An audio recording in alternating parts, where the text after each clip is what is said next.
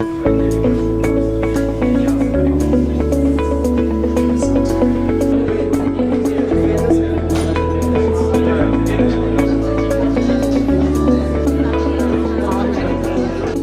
at the index and some of the feedback that came back from now the presentation of the index. So since we launched, it covered 17 countries, and we've presented this across the different countries and gotten feedback from different market participants, regulators, as to the usefulness of the index and its relevance to the different markets. It's a question of, what are some of the things that we need to do to improve, to get better, to strengthen our financial markets. So the index was based on 6 pillars, and the 6 pillars gave different ratings for the different countries. And as you can see there, Kenya came 5th, 59 out of 100 was the total score. And South Africa, probably not too much surprise, was at the top there.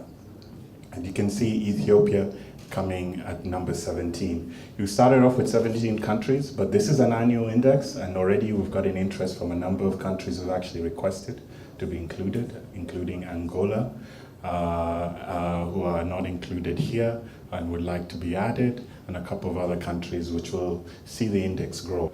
Regulators in the different markets were also interviewed and asked to contribute. So it's not really just the opinion of OMFIF. It's actually been informed by discussions, interviews to build a both quantitative and qualitative view of the different financial markets. So thank you very much for that. Over to you, Len.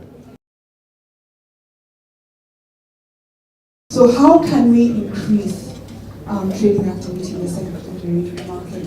I think it's a critical point. So really, how do we make sure that investors are able to turn over a larger percentage of the outstanding stock? And I think it has to do with the innovations around securities, borrowing and lending, around repaying of securities. It has to do with the OTC market. And it's not just about the creation of things like a true OTC market, but the operational aspects that it becomes very easy for investors to transact, and it becomes completely electronic. Cool. Why are we not seeing some of that foreign funds flowing into the African markets in Kenya? I think it's an issue of yes and no. When you look at the size of our market, and especially on the equity side, our daily turnover is very much international. Yes. But when you look at the debt markets, which are very much government, a bit of crowding out, their internationals are below 5% at any one time. And that goes to a lot of fundamental questions on, as Anthony was saying, how easy is it to invest in government debt? Right now, you have to open a CDS account, you have to go to CBK, you have to fill in forms, or you have to go through a custodian who makes a very pretty penny on intermediating that transaction for you. I think our tendency, perhaps as a people, is we like new things. Whether it's in our politics or indeed our financial markets products.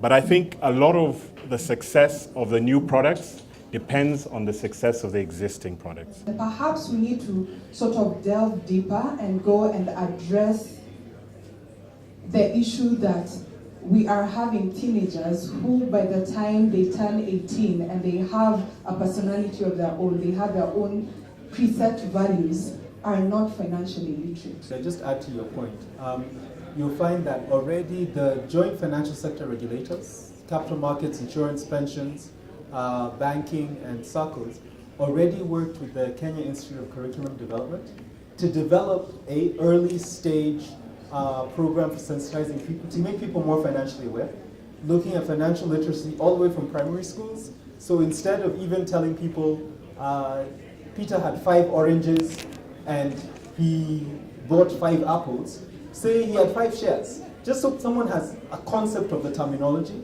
Then as they're moving into high school, you start giving context to the words they've been using in terms of when they're going through accounting or economics or finance classes, there's actually more discussions about how the different sectors of the financial system work to make sure that people feel empowered by the time they earn their first salary. Yeah, thank you so much. Thank you, everyone.